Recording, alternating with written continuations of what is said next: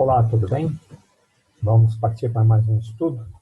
Hoje nós vamos conversar sobre o plano da salvação. Nós vimos no estudo anterior sobre a origem do mal e, com certeza, Deus não ia permitir que a gente ficasse sem uma possibilidade de alcançar a vida eterna, de alcançar a salvação. Então, hoje nós vamos ver qual é o plano de Deus. Deixa eu compartilhar aqui a tela,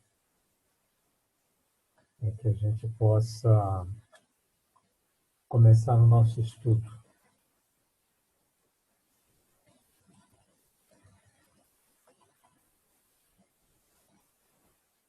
Então, aqui a nossa tela, um novo visual. Então, nós hoje vamos conversar sobre o plano da salvação. O que Deus preparou para nós. Algumas perguntas, com certeza, surgem na nossa cabeça. Como posso ser bom diante de Deus? Se Deus é tão exigente, passou algumas normas, exigente, mas tem o significado. Quanto mais a gente conhece a palavra de Deus, mais a gente vai percebendo a necessidade de melhoras na nossa conduta, no nosso caráter. Agora, como que nós podemos ser bom diante de Deus? Né? Tem um dos salmos em que o salmista falou: quem poderá comparecer perante o monte do Senhor? Como posso apagar o meu passado mal? Qual a solução que Deus tem para mim? Tantas coisas erradas que nós fizemos, né, que não são do agrado dele, ou não foram do agrado dele, né? Como é que a gente pode apagar isso? Como eu posso ser apresentado sem culpa diante de Deus? Como eu posso ser salvo? Qual é o caminho da salvação? Então vamos começar, antes de tudo, orando a Deus, pedindo a direção dele, para que o nosso estudo possa ser bem proveitoso e nós possamos compreender quais são as orientações que ele tem para nós. Vamos orar?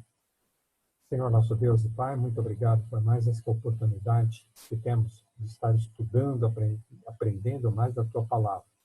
Que Teu Santo Espírito possa ser conosco, iluminando a nossa mente, dando-nos sabedoria dos altos céus para compreendermos a Tua vontade, aprendermos mais sobre o Teu plano da salvação, para que nenhum de nós venha se perder, mas para que todos possamos alcançar a vida eterna ao Teu lado. Pedimos agora a Tua direção ao abrirmos a Tua Palavra em nome de Jesus. Amém. Muito bem, vamos lá então ao nosso estudo. A primeira pergunta: quantos são pecadores e qual é o resultado do pecado? Sempre lembrando que eu coloco os textos aqui para a gente, mas que a gente deve correr para a Bíblia. Vocês vão perceber, hoje nós vamos pesquisar diversos textos, vocês vão perceber que vão ficando mais familiarizados com as coisas de Deus, com a palavra de Deus. O primeiro texto está em Romanos, capítulo 5, versículo 12. Romanos, capítulo 5, Novo Testamento. Depois ele diz Evangelho, depois de Atos. Romanos 5, versículo 12. Portanto, assim como por um homem só entrou o pecado no mundo, e pelo pecado a morte, assim também a morte passou a todos os homens. Por isso é que todos pecaram. Todos nós somos pecadores. O pecado entrou por Adão. Junto com o pecado entrou a morte. Lembra? Se Deus falou assim: se você comer esse fruto, certamente morrerás.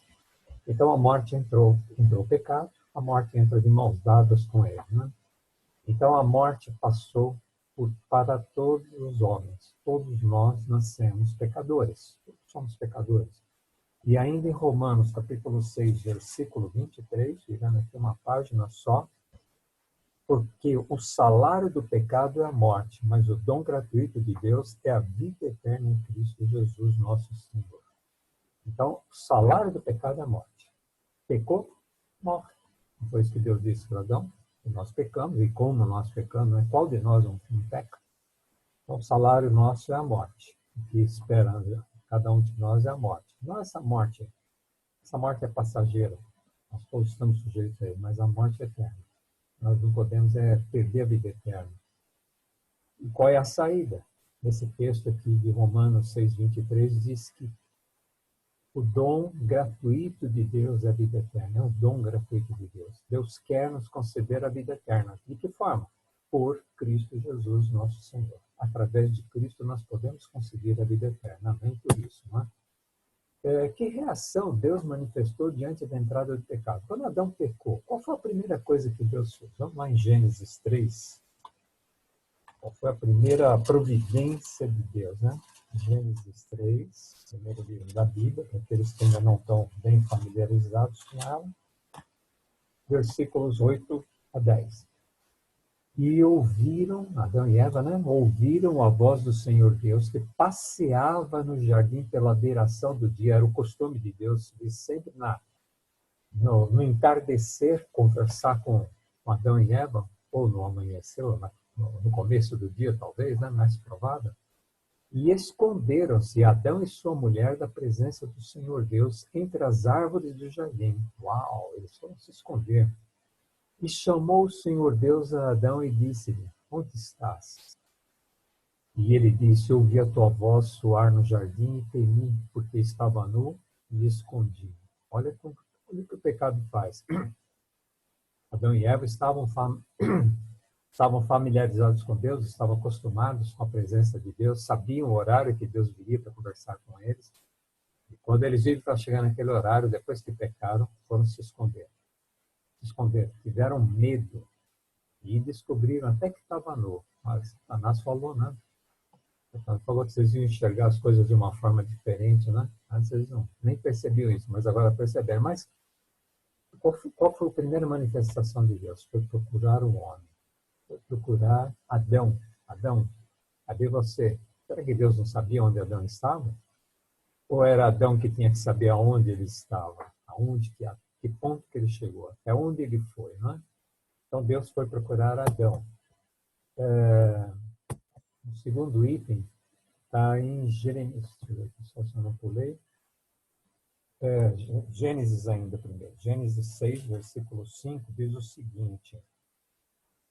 Viu o Senhor que a maldade do homem se multiplicara sobre a terra. Sim, agora é a condição da natureza humana após o pecado. Como ficou o homem depois do pecado, né?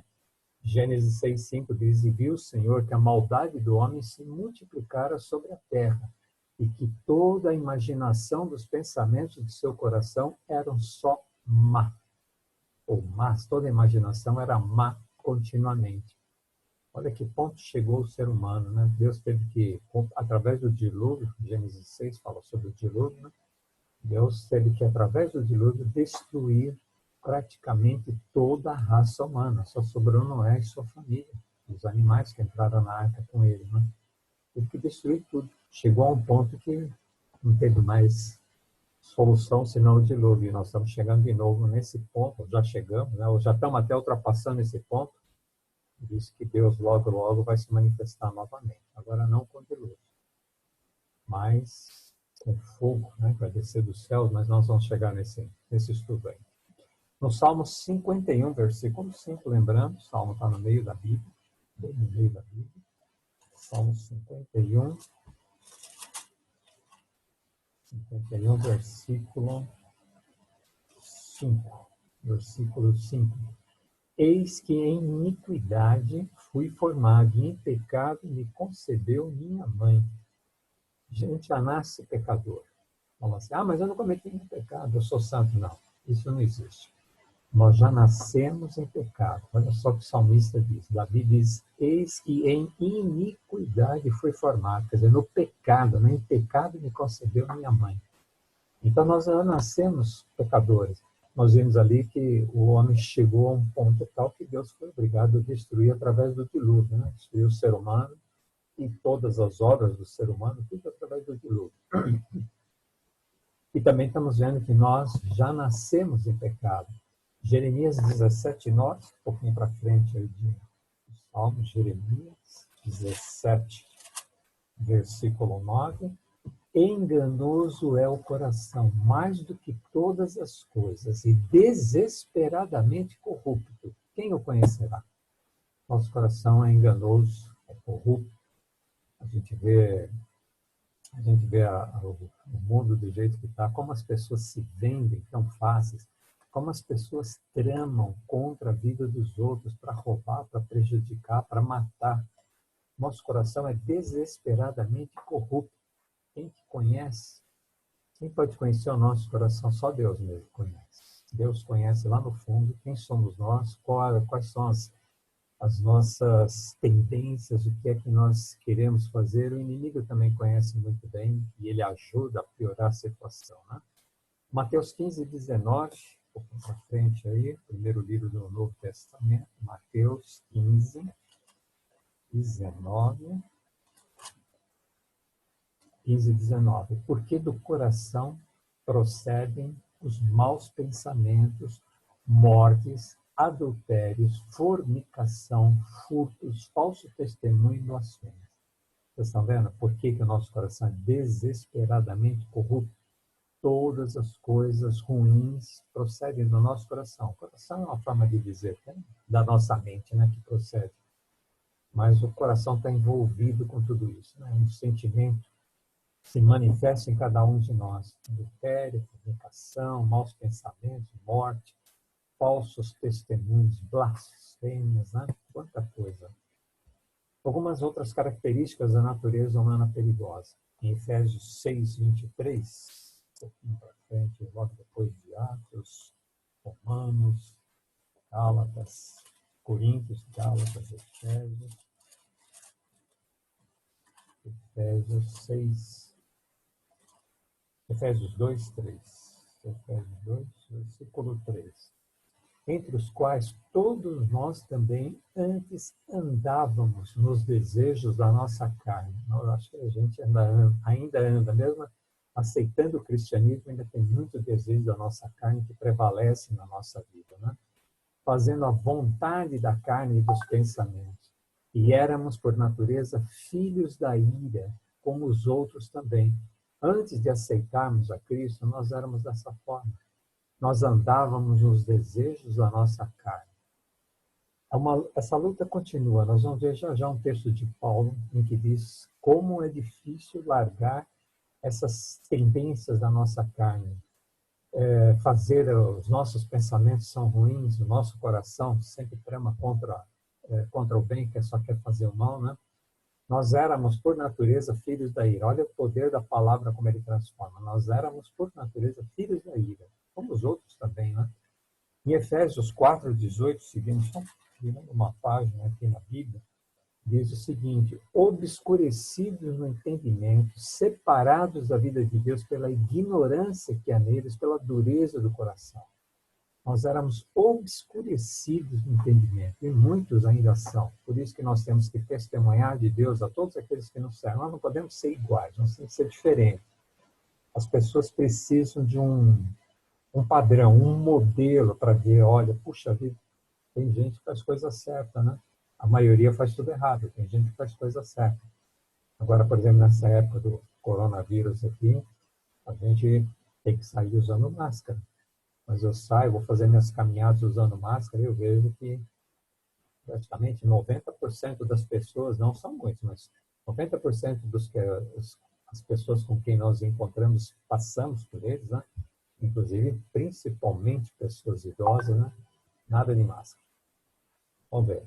Deus abençoe e cuide bem de todos nós aí, para que não venhamos a sofrer as consequências das nossas escolhas erradas, né? 1 de Coríntios 2,14, voltando um pouquinho só.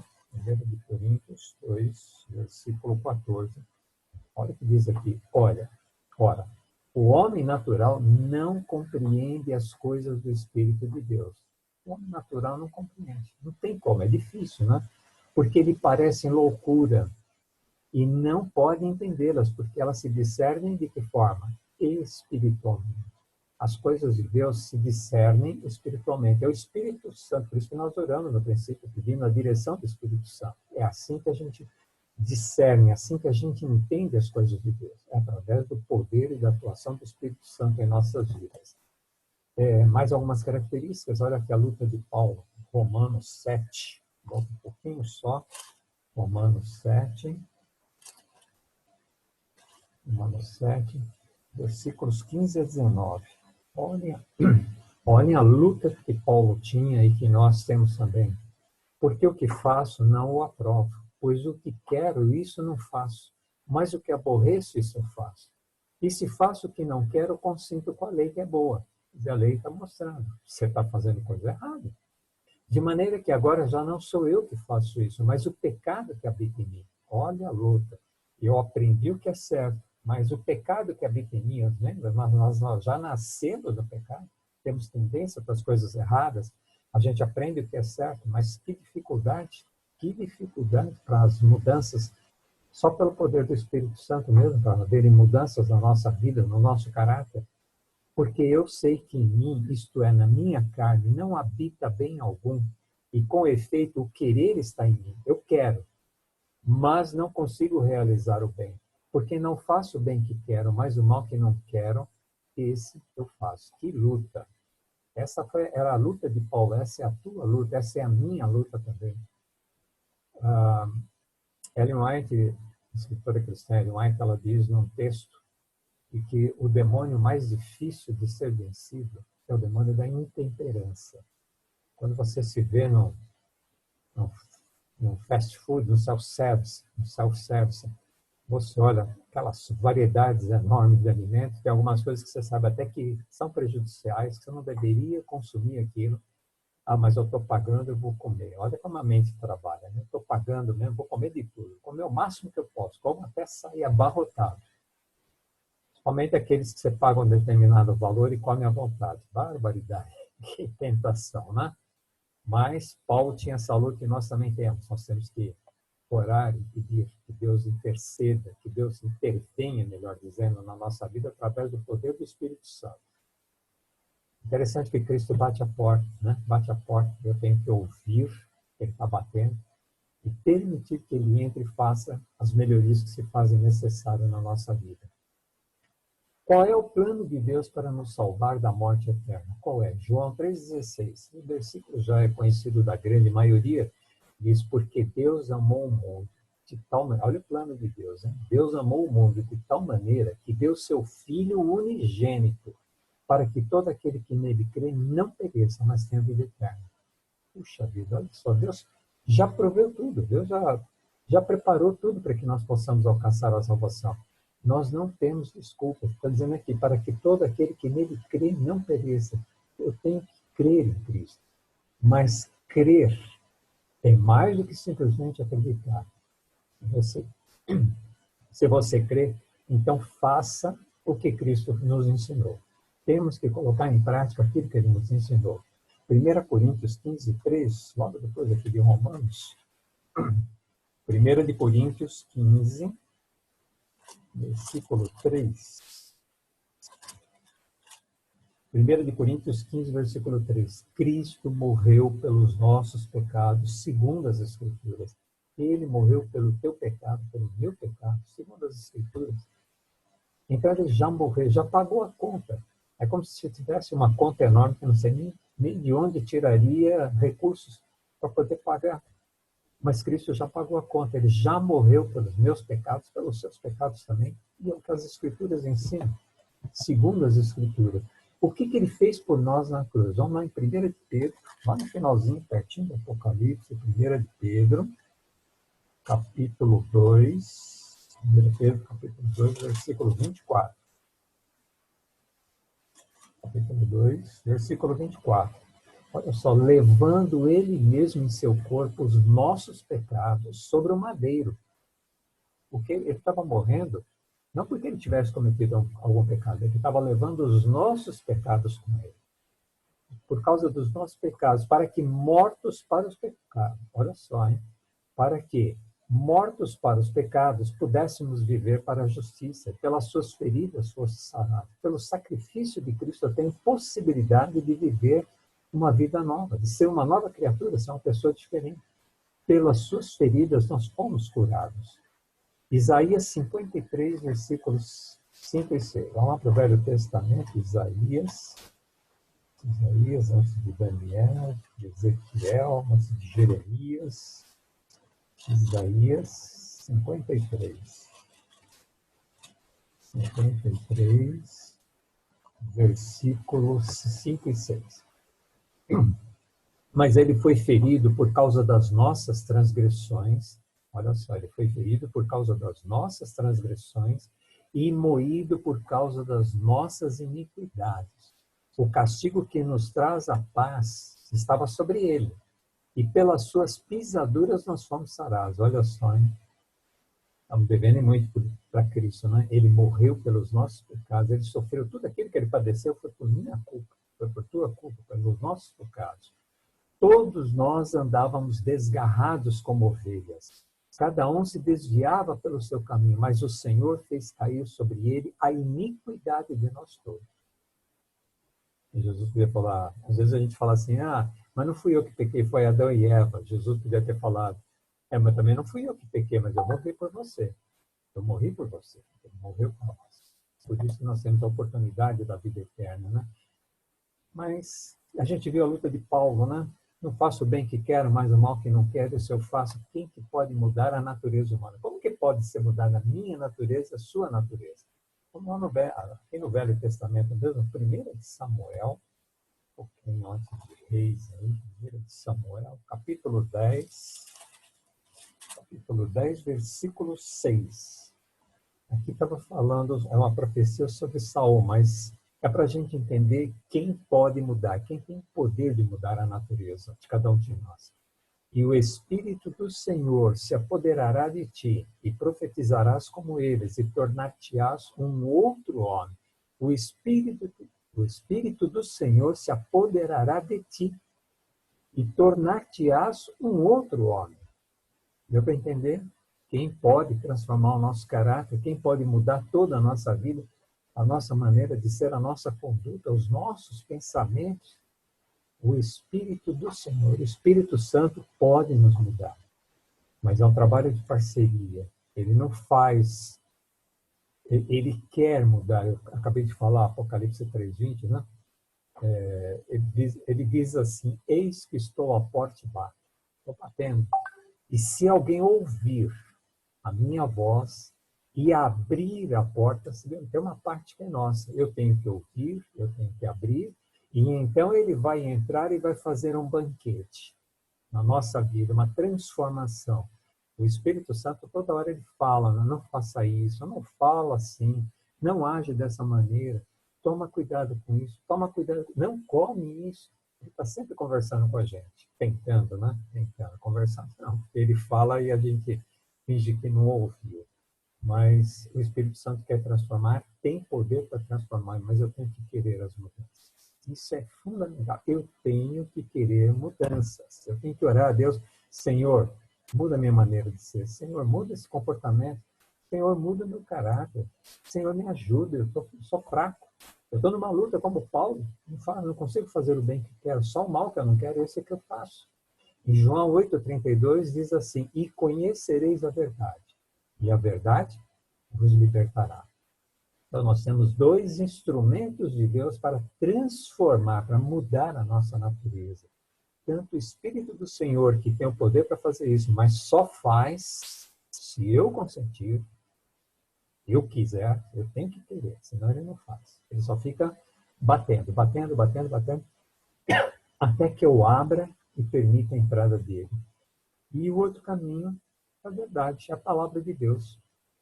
Quando eu estudo, nem nós estamos fazendo agora, quando a gente estuda e aprende, a gente conhece a verdade de Deus, então ela começa a nos libertar. Ela começa a mostrar o caminho, ela começa a ajudar a gente a abrir a porta para o trabalho do Espírito Santo em nossa vida.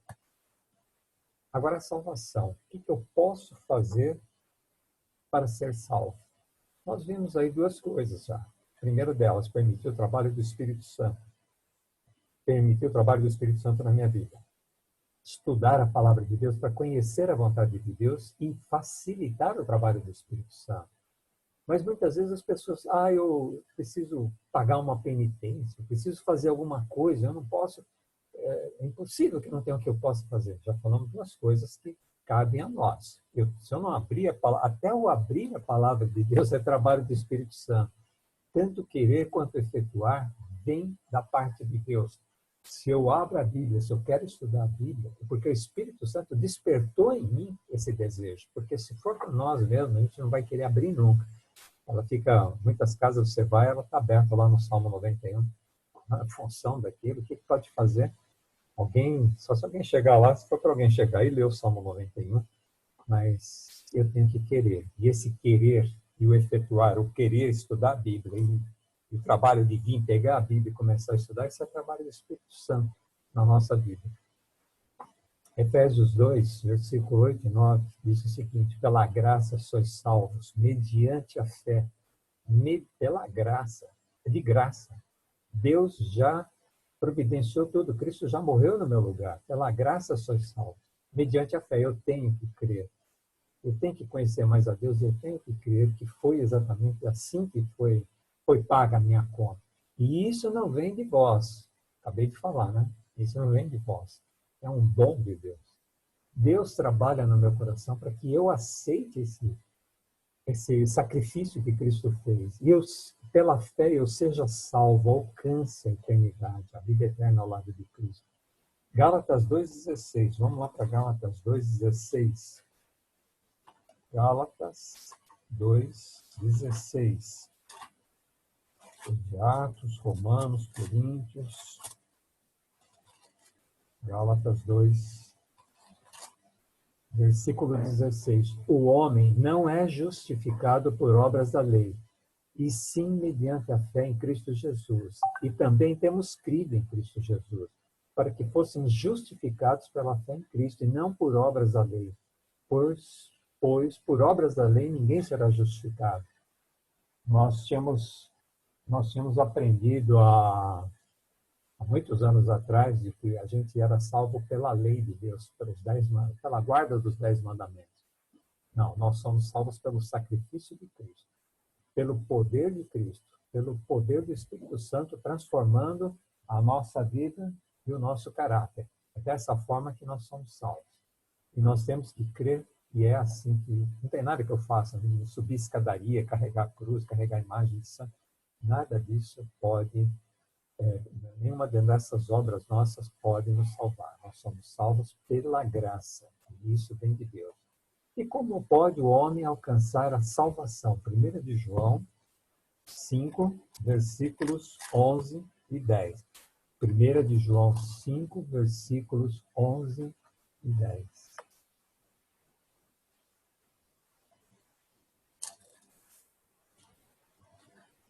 João, capítulo 5, versículos 11 e 10. E o testemunho é este, que Deus nos deu a vida eterna, e esta vida está no seu Filho. Aquele que tem o Filho tem a vida. Olha aí. Aquele que aceita Jesus, que vive os ensinamentos de Jesus, tem a vida. Aquele que não tem o Filho de Deus não tem a vida. Em Hebreus 5:9 diz assim: Jesus, tendo sido aperfeiçoado, tornou-se o autor da salvação eterna para todos os que lhe obedecem. Não é só ter o Filho. É viver de acordo com a vontade do Filho, obedecer à palavra de Deus, andar nos caminhos de Deus. Esses são os caminhos para nós alcançarmos a salvação. Quer dizer, Deus já preparou tudo lá atrás. Pela graça nós somos salvos. Pelo sacrifício de Cristo nós somos salvos. Eu tenho que aceitar. Mas eu tenho também que obedecer os ensinamentos de Deus. Para alcançar a vida eterna, eu tenho que andar nos caminhos de Deus. E eu espero que tenha ficado claro para cada um de nós o que nós precisamos fazer para vencer essa tendência pecaminosa que existe na nossa vida. Nós já nascemos no pecado, temos uma tendência fortíssima para o pecado. Então, o caminho é aceitar o sacrifício de Cristo e permitir o trabalho do Espírito Santo na nossa vida. Estudar a palavra de Deus, orar, estar em comunhão constante com Deus. Dessa forma, nós herdaremos a vida eterna. Que Deus nos abençoe para que a gente possa realmente nos apegar com Deus, com a sua palavra, e estar com os nossos ouvidos antenados, porque o Espírito Santo está batendo. Ele quer trabalhar, ele quer mudar o nosso caráter, e eu tenho que permitir isso. Vamos orar? Senhor nosso Deus e Pai, muito obrigado por esse estudo que nós fizemos. Obrigado por esses ensinamentos de como nós podemos vencer a nossa tendência pecaminosa e também herdarmos a vida eterna.